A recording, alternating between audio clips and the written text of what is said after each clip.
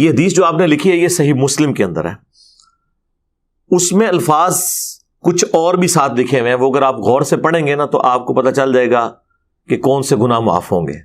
اس میں الفاظ ہیں اگر کبیرہ گناہوں سے بچا جائے، حدیث سٹارٹ اس سے لیتے، اگر کبیرہ گناہوں سے بچا جائے تو ایک نماز سے دوسری نماز، ایک جمعے سے دوسرا جمعہ، اور ایک رمضان سے دوسرا رمضان درمیان کے گناہوں کا کفارہ بن جائیں گے۔ تو جب بول دیا کبیرہ گناہوں سے تو اس کا مطلب ہے کہ ایک نماز سے دوسری نماز، ایک جمعے سے دوسرا جمعہ، ایک رمضان سے دوسرا رمضان صرف چھوٹے گناہوں کا کفارہ باندھ سکتے ہیں، کبیرہ گناہوں کا نہیں۔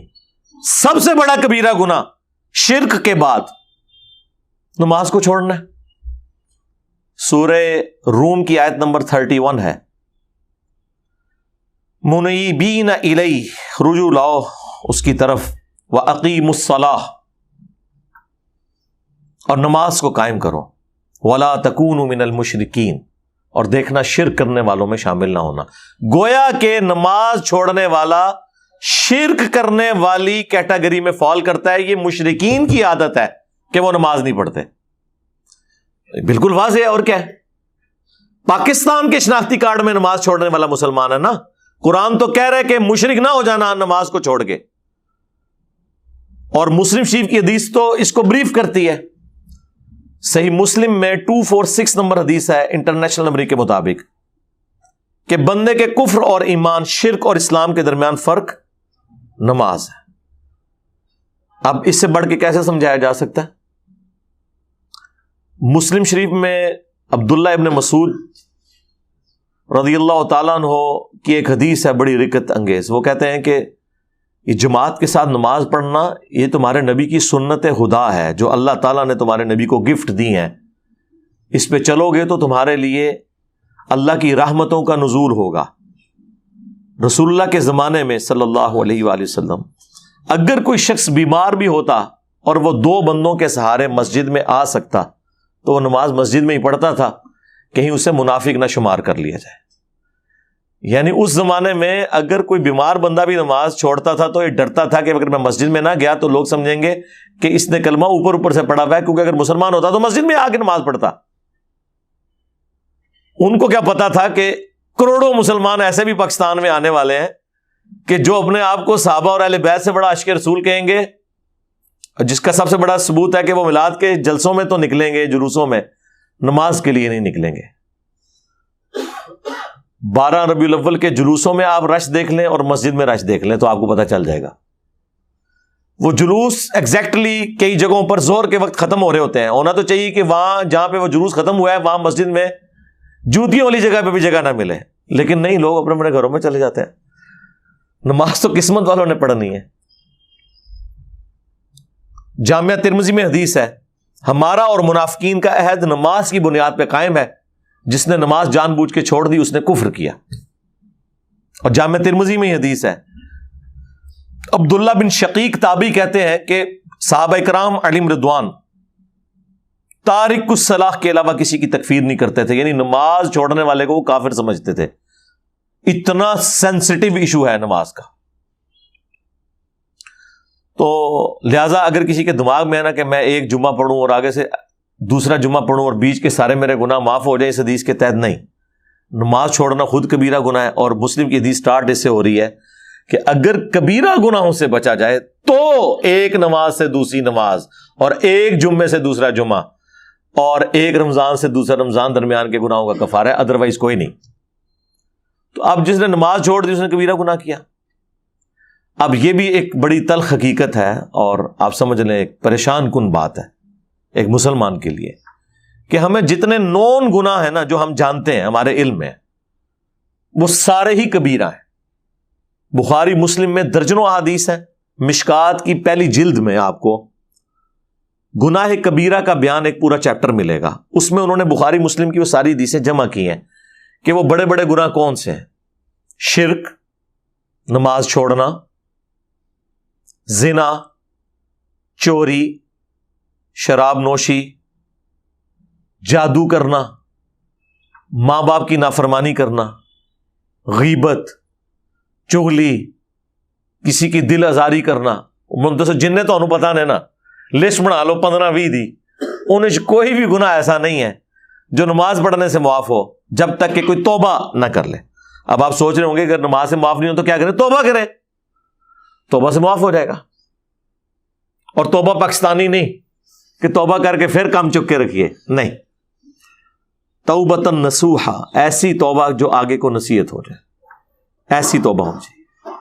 توبوا الی اللہ توبۃ نصوحا، اللہ کی طرف توبہ کرو جو آگے کو نصیحت ہو جائے۔ لیکن بعض اوقات انسان نفس سے مغلوب ہو کے دوبارہ سے گناہ کر بیٹھتا ہے، اس وقت تو اس کی نیت نہیں ہوتی کہ میں توبہ اس لیے کروں کہ دوبارہ کر لوں گا، پھر بھی کبھی کبھار ایسا ہو جائے تو توبہ کا دروازہ کھلا ہے۔ انسان نے بہرحال جو کوئی بھی جرم کرے اس نے اللہ کے دامن کرم میں ہی پناہ لینی ہے، اللہ سے تو ہم اپنے آپ کو بے نیاز نہیں کر سکتے، لہذا توبہ کا سلسلہ جاری رکھنا ہے۔ اور جامعہ ترمذی میں حدیث ہے کہ موت کے غرغرے سے پہلے پہلے توبہ قبول ہے۔ لیکن اب کسی کو پتا تو نہیں کہ وہ ایک دم موت کس وقت آ جائے، اچانک ہارٹ فیلئر ہو سکتا ہے، روڈ ایکسیڈنٹ ہو سکتا ہے، ایئر کریش میں لوگ مر جاتے ہیں، اور کئی ایک ایشوز لوگوں کے ساتھ ہو جاتے ہیں، ان کو موقع ہی نہیں ملتا توبہ کرنے کا۔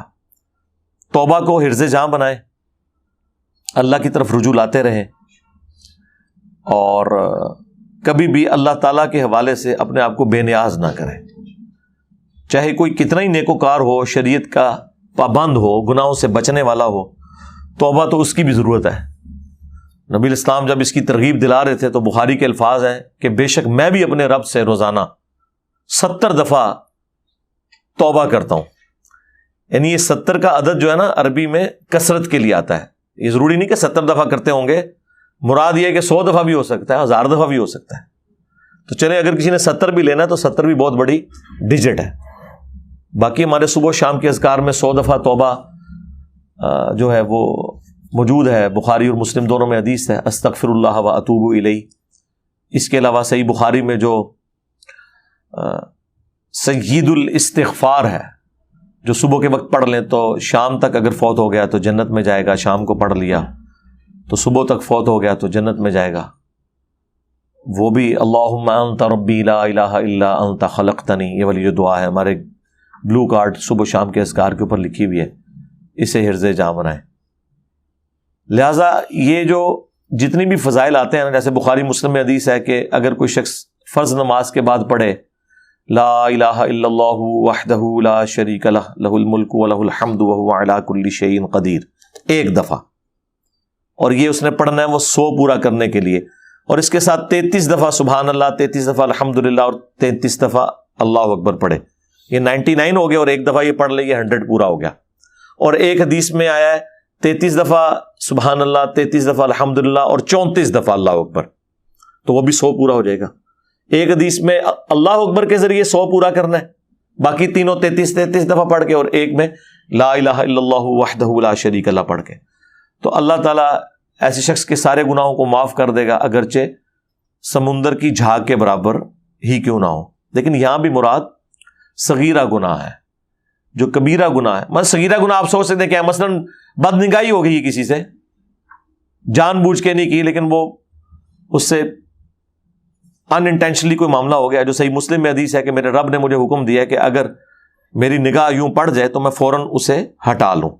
اس طرح کے معاملات بعض اوقات ہو جاتے ہیں انسان سے، انجانے میں کوئی ایک جملہ ایسا بول دیے جس کی وجہ سے کسی کی دل آزاری ہو گئی ہے، نیت نہیں تھی اور پتہ بھی نہیں چلا اسے، تو یہ اس طرح کے جو معاملات، ایک تو ہے جان بوجھ کے کرنا، وہ تو کبیرہ گناہ ہے۔ اس طرح کی جو چھوٹی موٹی چیزیں ہیں نا، وہ نیک اعمال سے آٹومیٹکلی گناہ معاف ہو جاتے ہیں، ٹھیک ہے۔ وہ تو قرآن میں واضح موجود ہے کہ دن کے دونوں کناروں کے اوپر نماز کو قائم رکھو، بے شک نیکیاں گناہوں کو مٹا دیتی ہیں۔ اور اس کانٹیکسٹ میں بخاری مسلم میں حدیث ہے، اس آیت کو حضور نے تلاوت کیا تھا اس موقع پر، اور مسلم میں ذرا تفصیل کے ساتھ ہے، جب ایک صحابی نے کہا کہ میں نے آج ایک غیر محرم عورت کو گلے لگا لیا راہ چلتے ہوئے کسی گاؤں ایریا میں دور دراز، لیکن میں نے اس کے ساتھ یعنی وہ انٹر کورس والا معاملہ نہیں کیا، تو آپ مجھے پاک کر دیں۔ حضور علیہ السلام تھوڑی دیر خاموش رہے، اور پھر یہ آیات نازل ہوئی اللہ کی طرف سے پھر آپ نے وہ سوال کرنے والے کو بلایا اور آیات تلاوت کی کہ ٹھیک ہے نماز پڑھو اللہ تعالیٰ معاف کرے گا. اب اس کا مطلب یہ نہیں کہ کوئی شخص یونیورسٹیز میں کالجز میں ڈیٹے مارتا رہے اور اینڈ پہ نماز پڑھے اور کہ جی معاف ہو گیا. نہیں, ایک دفعہ ہی واقعہ ہوا ہے. اس پہ اجماع ہے کہ کسی چھوٹے گناہ کو بار بار کرنا یہ خود کبیرہ گناہ ہے. یہ ذہن میں رکھیے گا. ایک ان انٹینشنلی ایک چیز ہوگی وقتی طور پر, ایک پورے پلان کے ساتھ آپ بار بار کرتے ہیں کہ خیر ہے اس میں کیا حرج ہے. تو اس میں بھی اجماع ہے کہ جو چھوٹے گناہ لوگ تصور کیے ہوئے ہوتے ہیں ان کو پوری انٹینشن کے ساتھ بار بار کرنا یہ بھی کبیرہ گناہ ہے.